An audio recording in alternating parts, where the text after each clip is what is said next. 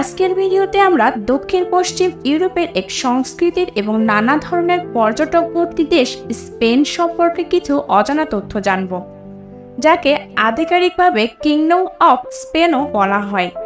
সাধারণত আমরা যখন স্পেন নামটা শুনি সবার প্রথমে ফুটবলের কথাই মনে পড়ে, কিন্তু স্পেন দেশটির সাথে এমন অনেক কিছুই জড়িয়ে আছে যার জন্য স্পেন আজ ইউরোপের জনপ্রিয় একটি দেশ। চলুন তাহলে জেনে নেওয়া যাক স্পেন সম্পর্কে কিছু অদ্ভুত এবং মজাদার তথ্য। স্পেনের মোট আয়তন 5,05,990 বর্গমিটার। আয়তনের দিক দিয়ে পৃথিবীতে 51তম স্থান অধিকার করেছে। তাছাড়া এই বৃহৎ আয়তনের জন্যই দক্ষিণ ইউরোপের সব থেকে বড় এবং পশ্চিম ইউরোপের দ্বিতীয় সবচেয়ে বড় দেশ হিসেবে স্পেনকে গণ্য করা হয়। এই দেশটির নাম যেহেতু স্পেন, তাই এই দেশের লোকদের স্প্যানিশ বা স্প্যানিয়ার্ড বলা হয়। এরা স্প্যানিশ ভাষায় কথা বলে। এদের মধ্যে বেশিরভাগ লোকই রোমান ক্যাথলিক ধর্মে বিশ্বাসী। এই দেশের আধিকারিক বা রাষ্ট্রীয় ভাষা স্প্যানিশ হলেও সেখানে আরও কিছু ভাষা প্রচলিত আছে, যেমন কাতালান, অক্সিটান ইত্যাদি। তবে মজার ব্যাপার হলো, স্পেনের যত সংখ্যক স্প্যানিশ ভাষার লোক থাকে তার থেকে বেশি স্প্যানিশ ভাষার লোক যুক্তরাষ্ট্রে এবং দক্ষিণ আমেরিকার দেশগুলোর মধ্যে বসবাস করে। চীনা ভাষার পাশাপাশি স্প্যানিশ ভাষা পৃথিবীর সবচেয়ে প্রচলিত ভাষা। স্পেনের কয়েক প্রকার ভাষার প্রচলন থাকার একটি প্রধান কারণ হলো কয়েক শতাব্দী আগে স্পেন দেশটি বেশ কয়েকটা ছোট বড় অংশে বিভক্ত ছিল, যেখানে প্রত্যেকটা অংশেই স্পেনের শাসকরা শাসন করত, কিন্তু ধীরে ধীরে সেগুলি আলাদা হয়ে যায়। স্পেন ইউরোপ মহাদেশের প্রাচীন শক্তিশালী একটি দেশ, কিন্তু তা সত্ত্বেও প্রথম বা দ্বিতীয় বিশ্বযুদ্ধে সরাসরি অংশগ্রহণ করেননি স্পেন, কারণ সেই সময় স্পেনের গৃহযুদ্ধে বেশ কয়েক লক্ষ মানুষ প্রাণ হারিয়েছিল। ইউরোপের অন্যান্য দেশগুলির তুলনায় স্পেনের মানুষের আয়ুকাল কিছুটা বেশি। বর্তমানে এই দেশের মানুষের আয়ুকাল 82 বছর ধরা হয়। মনে করা হয় একটা সময় স্পেনের মানুষের গড় আয়ুকাল 60 বছরের উপরে চলে যাবে।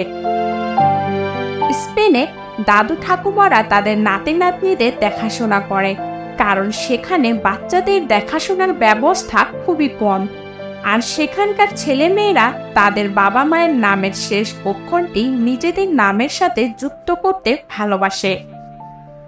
স্পেন একটি মিশ্র অর্থনৈতিক সম্পন্ন দেশ, যা বর্তমানে বিশ্বের 14তম এবং ইউরোপিয়ান দেশগুলির মধ্যে 5মতম সবচেয়ে বড় অর্থনৈতিক সম্পন্ন দেশ, যেখানে নামি দামি সংস্থা থেকে শুরু করে সৌরশক্তি, বায়ুশক্তি উৎপাদনের বিশ্বের প্রথম সারির দেশগুলোর মধ্যে পড়ে।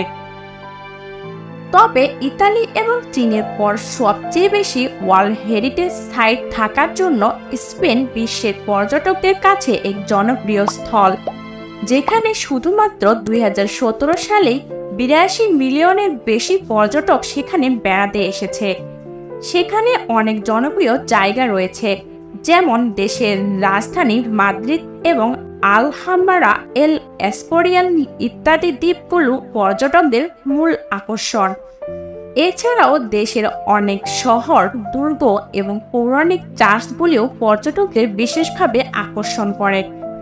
স্পেনে অবস্থিত রোম শিল্প কার্যের এক দারুণ নিদর্শন হিসেবে পরিচিত টাওয়ার অফ হারকুলেস একটি প্রাচীন লাইট হাউস, যা এখনো ব্যবহৃত হচ্ছে। স্পেন পর্যটনের পাশাপাশি ভালো ভালো খাবার এবং পানীয়র জন্য বিখ্যাত, যা পর্যটকদের বিশেষভাবে আকর্ষণ করে। সেখানে আলুর তৈরি অমলেট, পাইলা নামক এক বিশেষ চানের খাবার, বিভিন্ন ধরনের স্যুপ, নানা ধরনের সামুদ্রিক মাছের খাবার খুবই প্রচলিত।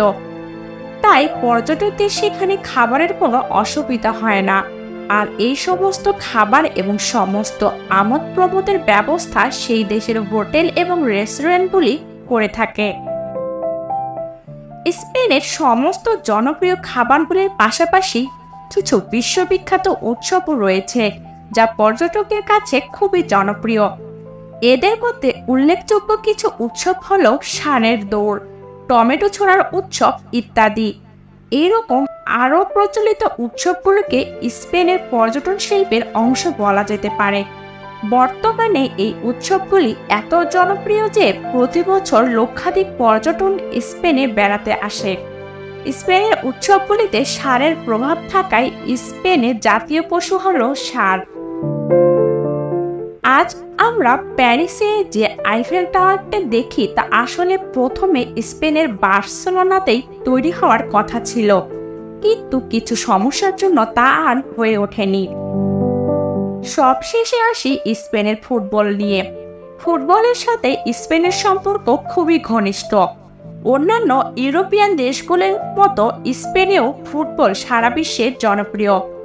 স্পেন 2010 সালে প্রথমবারের মতো ফিফা বিশ্বকাপ জয় করে। ন্যাশনাল টিমের পাশাপাশি স্পেনের লিগ ফুটবলও সারা বিশ্বের মধ্যে জনপ্রিয়। এই ছিল উৎসব এবং ফুটবলের দেশ সম্পর্কে কিছু অজানা তথ্য। আজকের ভিডিও এই পর্যন্তই।